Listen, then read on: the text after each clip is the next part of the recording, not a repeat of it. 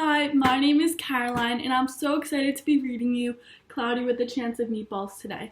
Reading has been keeping me busy during these crazy times, and I'm so excited to share that with you.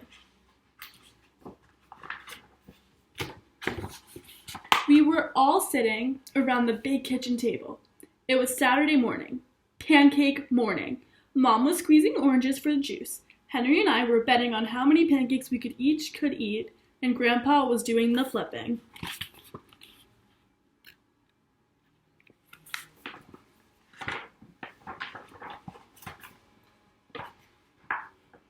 Seconds later, something flew through the air, headed towards the kitchen ceiling, and landed right on Henry. After we realized that the flying object was only a pancake, we all laughed, even Grandpa. Breakfast continued quite uneventfully. All the other pancakes landed in the pan, and all of them were eaten, even the one that landed on Henry.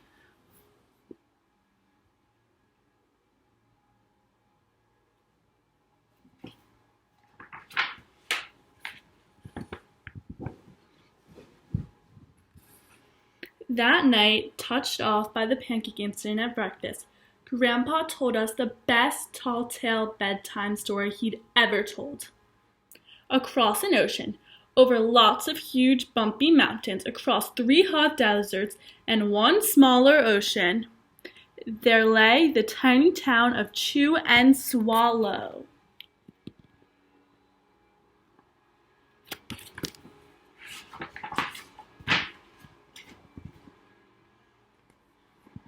In most ways, it was very much like any other tiny town.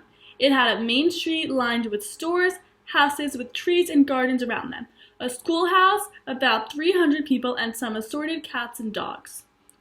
But there were no food stores in the town of Chew and Swallow. They didn't need any. The sky supplied all the food they could possibly want. The one thing that was really different about Chew and Swallow was its weather. It came 3 times a day, at breakfast, lunch, and dinner. Everything that everyone ate came from the sky.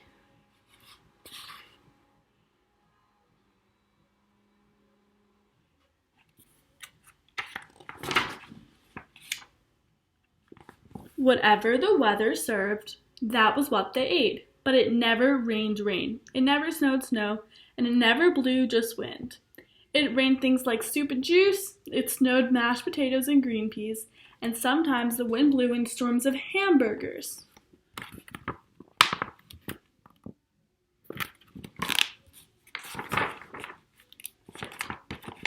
The people could watch the weather report on television in the morning, and they would hear a prediction for the next day's food. When the townspeople went outside, they carried their plates, cups, glasses, forks, knives, spoons, and napkins with them. That way, they would always be prepared for any kind of weather. If there were leftovers, and they usually were, the people took them home and put them in their refrigerators in case they got hungry in between meals.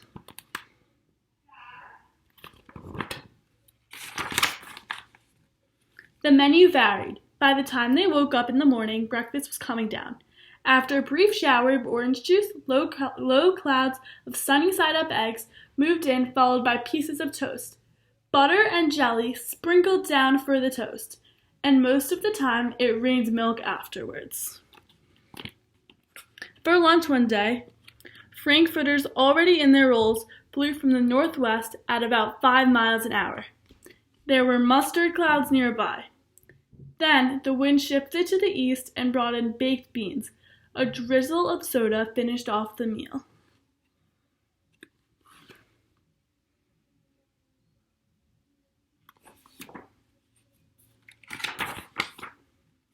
Dinner one night consisted of lamb chops, becoming heavy at times, with occasional ketchup. Periods of peas and baked potatoes were followed by gradual clearing with a wonderful Jell-O setting in the west. The sanitation department of Chew and Swallow had a rather unusual job for a sanitation department.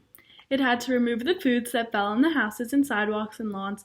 The workers cleaned things up after every meal and fed all their dogs and cats when they were when they emptied some of it into the surrounding oceans for the fish and turtles and whales to eat.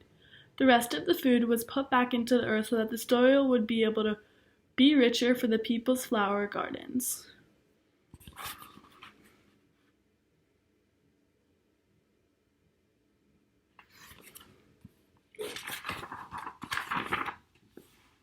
Like for the townspeople was delicious until the weather took a turn for the worse.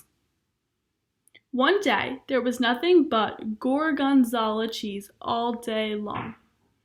And the next day there were Brussels sprouts and peanut butter with mayonnaise. The next day there was only broccoli all overcooked. Another day there was a pea soup fog. No one could see where they were going, and they could barely find the rest of the meal that got stuck in the fog.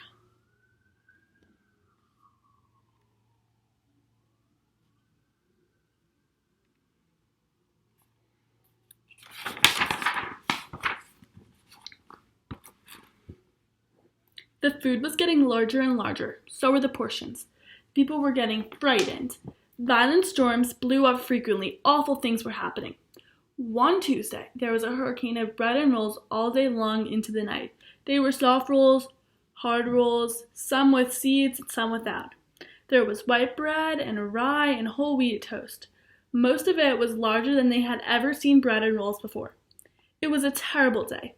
Everyone had to stay indoors. Roofs were damaged and the sanitation department was beside itself. The mess took the workers 4 days to clean up, and the sea was full of floating rolls. To help out, the people piled up as much bread as they could in their backyards.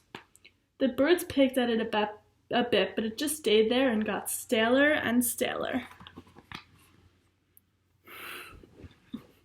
There was a storm of pancakes one morning and a downpour of maple syrup that nearly flooded the town. A huge pancake covered the school. No one could get it off because of its weight, so they had to close the school.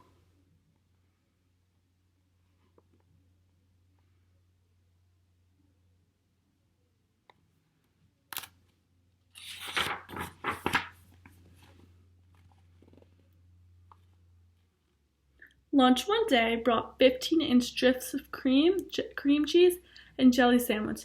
Everyone ate themselves sick, and the day ended with a stomachache.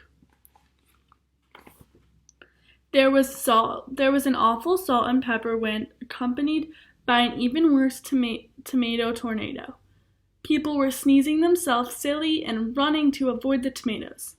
The town was a mess. There were seeds and pulp everywhere.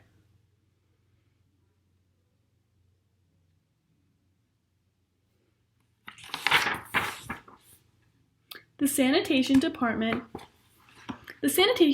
gave up. The job was too big.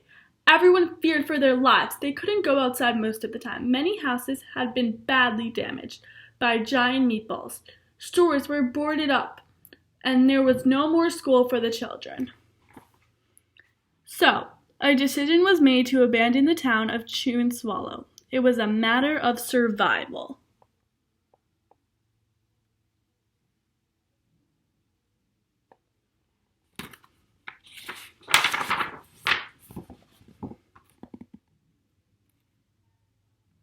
The people glued together the giant pieces of stale bread and sandwiched style with peanut butter, took the absolutely necessities with them, and set sail on their rafts for a new land.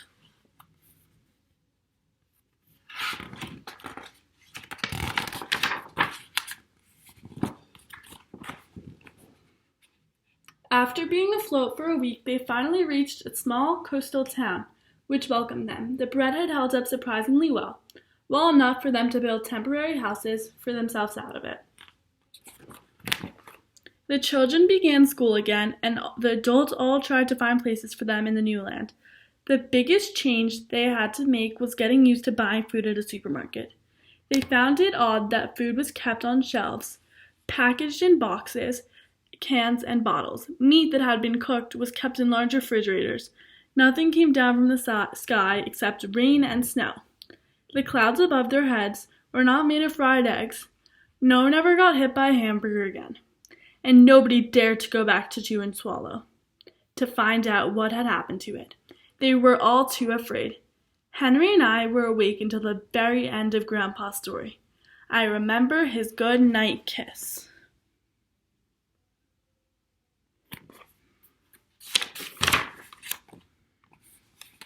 The next morning, we woke up to see snow falling outside of our window.